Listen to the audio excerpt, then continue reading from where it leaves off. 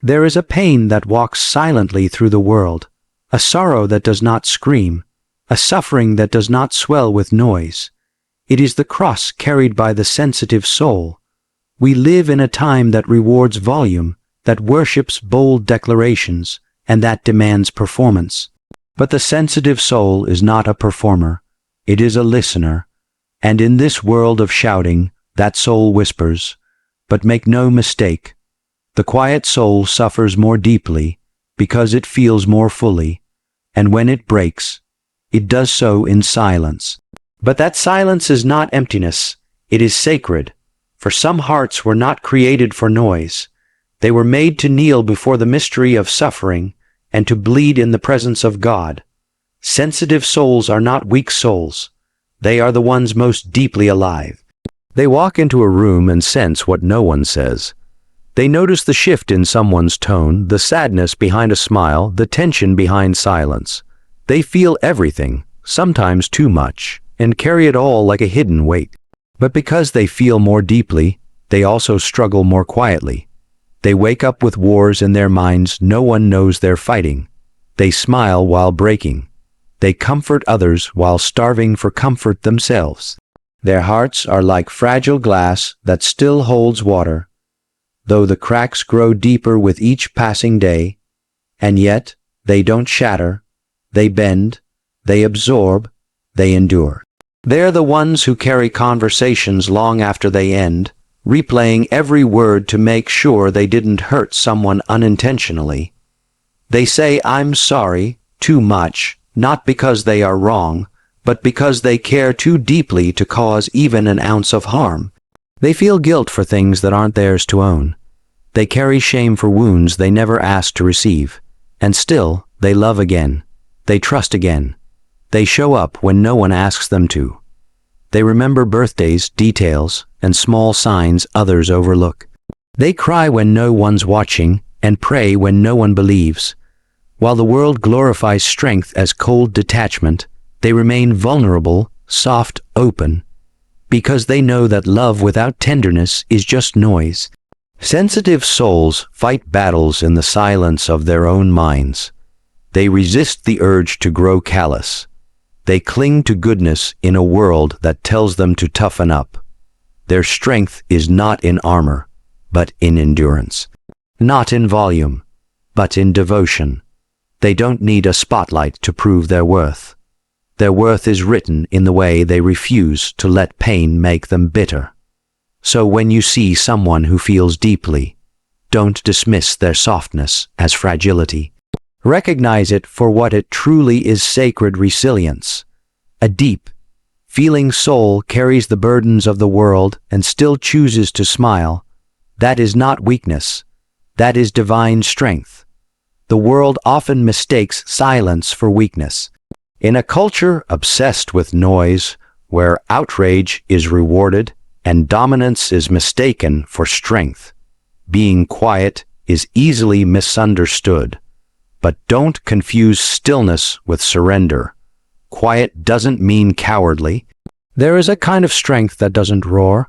It doesn't need to prove itself with volume or visibility. It walks with humility. It waits with patience. It listens while others shout. And while it may not fight with fists or raise its voice in protest, it battles constantly, inwardly, prayerfully, and with dignity. Sometimes the strongest people are the ones who say nothing when they are misunderstood. They resist the temptation to retaliate, not because they are incapable, but because they understand that true power is not reaction. It is restraint. They have mastered the art of self-control, and in doing so, they walk the same path Christ walked, silent before his accusers, calm before the storm, still in the face of betrayal. The quiet soul may not defend themselves in public, but that doesn't mean they are weak. They are anchored in something deeper than opinion. Their identity is not swayed by gossip or slander. Their silence isn't a sign of defeat. It is a declaration that their peace is more valuable than proving a point. Even when hurt, they don't always explain. Even when judged, they don't always speak up. They carry their wounds to God, not the crowd. And what the crowd calls cowardice, heaven calls courage. For it takes far more strength to hold your tongue than to unleash it. It takes far more courage to walk away than to wage war over ego. The quiet ones often walk through fire without telling anyone they're burning. Not because they are afraid, but because they know who holds the flames. So let the world misunderstand you. Let them think your silence means weakness. You don't need to shout to be strong. You don't need to perform to be powerful. You don't need to be loud to be heard in heaven. The strongest souls are often the quietest, because they've learned to let God speak for them. God, in His infinite wisdom, does not give suffering at random. He entrusts it. He places it like a precious, though painful, gift into the hands of those He knows will not waste it. Those whose hearts are tender enough to carry it with reverence, not resentment. Sensitive souls, though often overlooked by the world, are trusted by heaven with the deepest assignments of suffering. Why? Because sensitivity is not fragility. It is sacred sensitivity to the spiritual realm, to the needs of others, and to the weight of what is unseen. These souls don't simply feel pain. They absorb it, reflect on it, pray through it, and turn it into purpose. God gives them trials not to crush them, but to refine them, because He knows their tears will become intercession, their silence will become strength, and their scars will become sources of healing for others. The sensitive do not just endure hardship, they sanctify it. They suffer not just for themselves, but for those who cannot articulate their own pain. Their brokenness becomes a vessel of compassion. Their solitude becomes a sanctuary. Their wounds become wisdom. What others might run from, they face, sometimes trembling, sometimes weeping, but always returning to God with the question, "What will you make of this?" And God does not remain silent. He speaks in the silence. He ministers in the breaking. He meets the sensitive soul not in lightning or fire, but in the gentle whisper, because that is where they hear Him best. To be sensitive is to be entrusted with the burden of love in its purest, most painful form.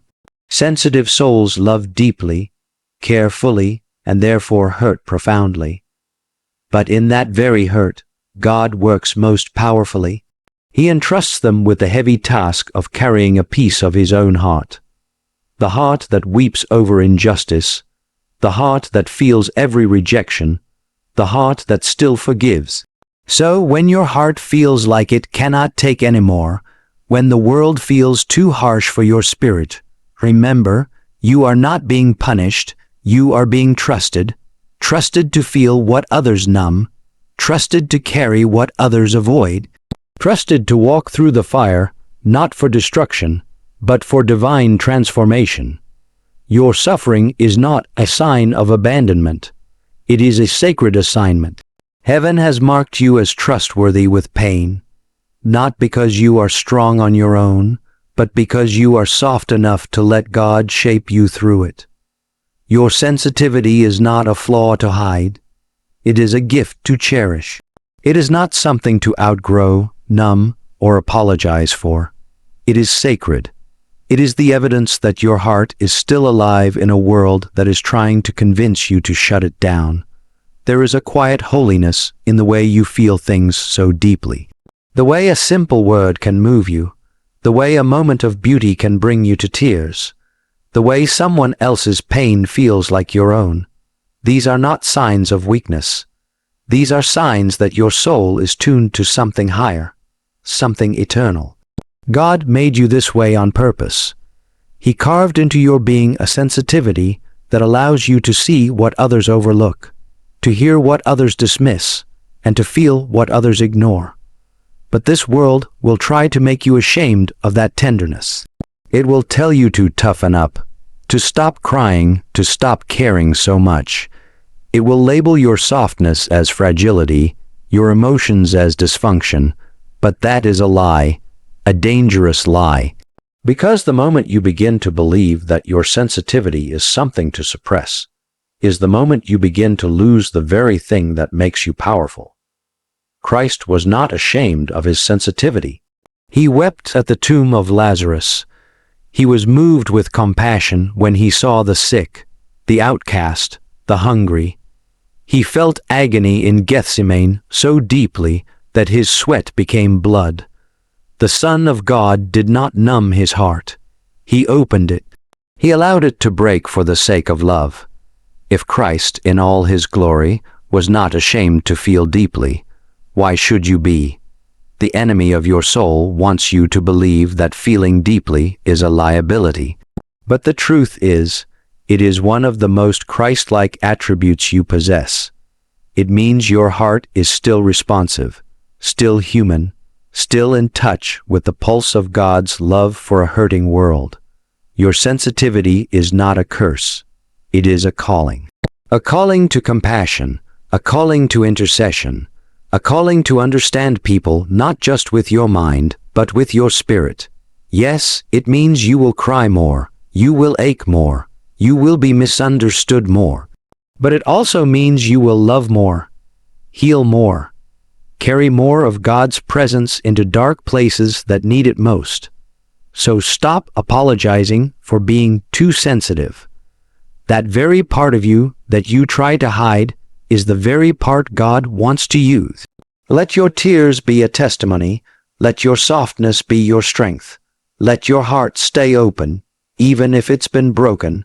You were not made to harden. You were made to shine. You break quietly, not because your pain is small, but because your spirit is deep.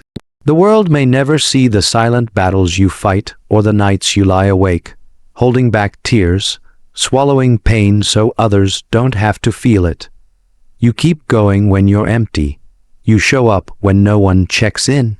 You keep giving even when it feels like there's nothing left. And yet, somehow, you endure, not loudly but faithfully. You don't broadcast your wounds. You don't cry out for attention. Instead, you retreat into the quiet, where your heart can ache in the presence of God. And it is in that quiet where the soul breaks unseen, that the deepest kind of healing begins, not just for you, but for others. Because when you survive what no one saw, you gain an empathy no one can fake. You become the one who knows what to say when others are falling apart, because you remember what it was like to fall apart alone. Your silence became your school. Your brokenness became your teacher. And now your scars, though hidden, carry sacred knowledge, how to heal gently. You don't rush people through their pain because you know how long it takes. You don't shame others for being sensitive because you've been shamed yourself. You don't offer cliché answers to complex suffering because you've lived through the kind of hurt that has no easy fix. You sit with people in their sorrow. You listen when others grow impatient. You extend grace, not judgment. Why? Because you've needed that grace yourself. The world praises the bold, the loud, the unshaken. But heaven values the tender-hearted, the ones who bend without breaking others, who weep without withdrawing from love, who break quietly so they can build others gently. These are the healers God trusts, the ones who have walked through fire and emerged not with bitterness, but with balm. You didn't just survive your pain, you were shaped by it, refined, deepened, and now you carry healing not in your hands, but in your presence. When you speak, people feel safe. When you stay silent, people still feel understood. You are gentle, not because life has been easy, but because it hasn't. And this is your calling, to be the one who walks into broken spaces and brings peace without needing applause. To be the one who heals others, not with noise, but with tenderness, not with pride, but with understanding. You became the person you once needed, and that is no small miracle. So don't regret the quiet ways you've broken. Heaven saw it all. God was there for every silent tear, and He is using it, not just to restore you, but to anoint you as a healer. You broke quietly, so you could heal others gently, and in doing so, you became holy. So, dear sensitive soul, yes, you break quietly, but you are not alone. The angels saw you. The tears you shed in secret were caught by the hands of God, and though the world did not see your pain, heaven did. And heaven will not let your pain go unanswered. You break quietly, because your healing will speak loudly.